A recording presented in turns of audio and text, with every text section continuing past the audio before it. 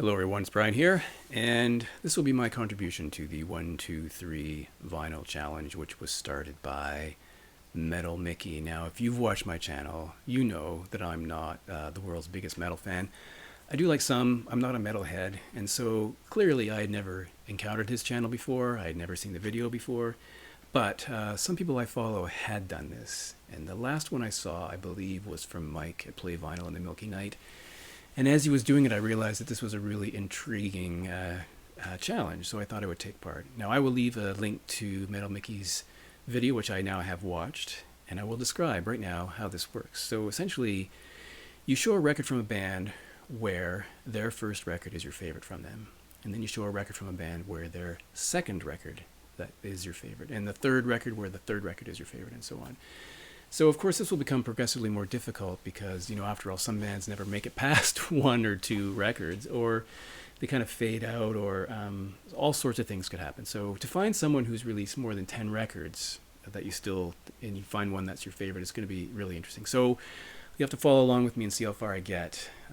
And as I was doing this, I realized that any one of these records could have appeared on the Vinyl Tag 2024 video, where we were to talk about a record that it plays like a greatest hits record to you, because all these records I've played many, many times, and they're very familiar to me. So, for the first three, many choices to be made. So I had to pick something for a debut record that's my favorite from the band, and I just chose this one because I had to choose something. That's the Violent Femmes. This is their debut self-titled record. They're from Milwaukee. This came out in 82. Well, the date on here is 82, but it may have come out the next year. Like a post-punk trio. Really interesting band. And, they put out, I think, 10 records. And the first handful I do like, but this one for me rises to the top. And that has a lot to do with, where I was at the time and the music I was listening to and who I was hanging out with. But, it starts off with Blister on the Sun. We have Kiss Off, Please Do Not Go, Add It Up. We got Prove My Love, Gone Daddy Gone. Just a whole host of incredible tracks on this record. Now, I did see this band in concert once at a festival, and the funny thing is they came out and they played all the songs without break and without saying anything. So they didn't even address the crowd. I don't even think they said hello. It was really funny. But that was a good concert. Good record. So a record from a band where their second record is my favorite, and this is a band I've talked about many times before, and that is The Hold Steady, a band from Minneapolis. And this is Separation Sunday, the band's second record from 2005.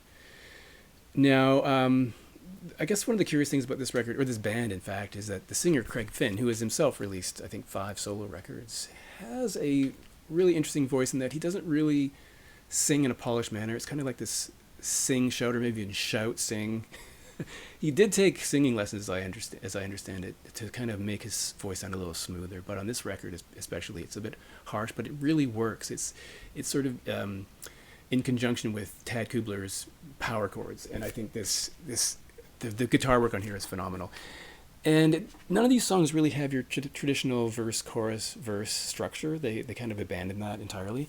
And it's a kind of a concept album. It features several recurring characters, including a narrator. We have Charlemagne, Gideon, Holly, short for Hallelujah, and some other people who show up.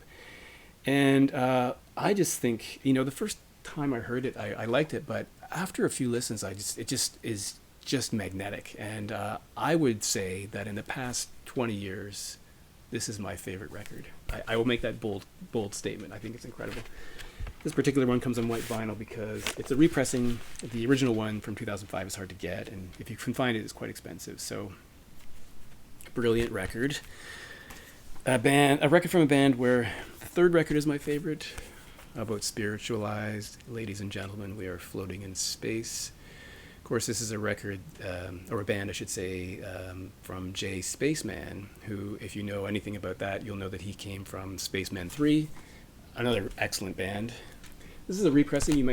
If you know the record, you might realize that this cover is different because they re-released it with a different cover.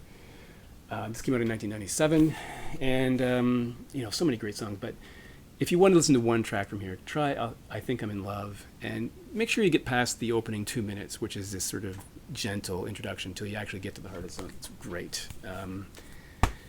So best thing they've done, in my opinion. Record from a band where the fourth is your favorite, and I picked Echo and the Bunnymen's Ocean Rain. Ian McCulloch famously said that this was the best album ever made. So that's interesting. I've liked everything they've done, but this particular record, it seemed to all come together for them. Starts out with Silver, Nocturnal Me, Crystal Days, Yo-Yo Man.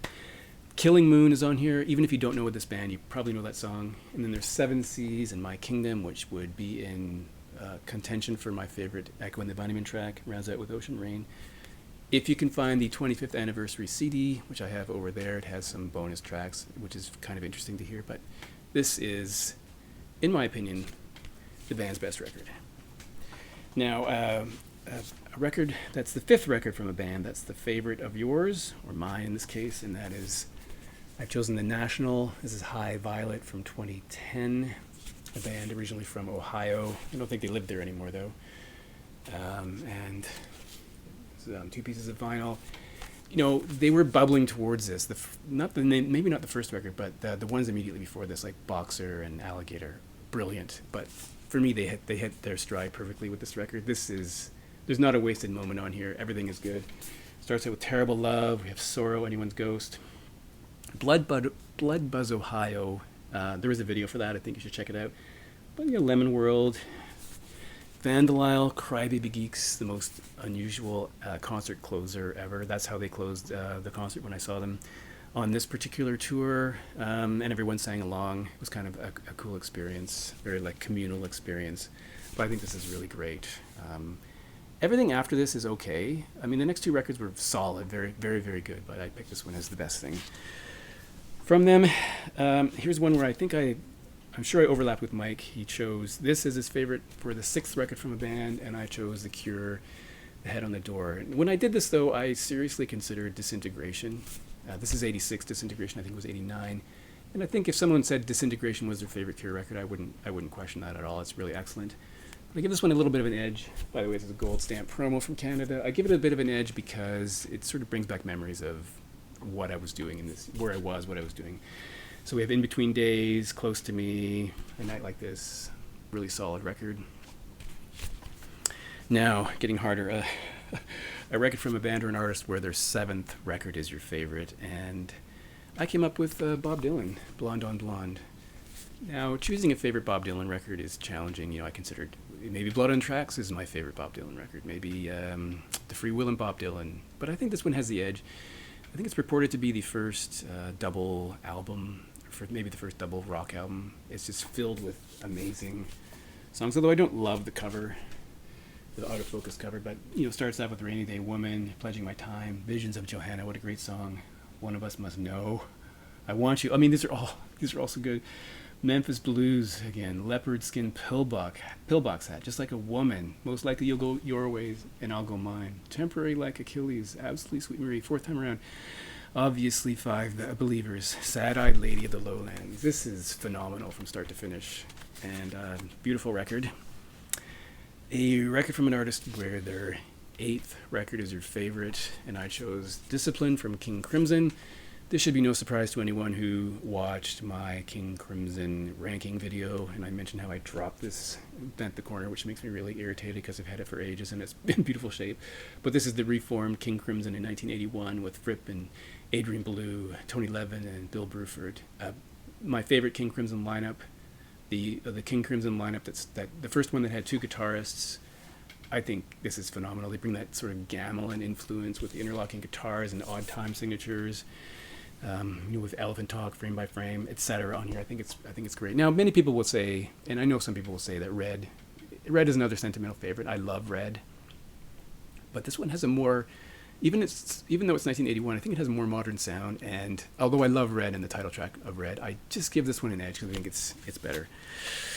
So, a record where the band's ninth record is your favorite, getting more difficult here, and I chose XTC's Skylarking. Now, I do love all of XTC's output, and close contenders would be English Settlement, maybe the Black Sea.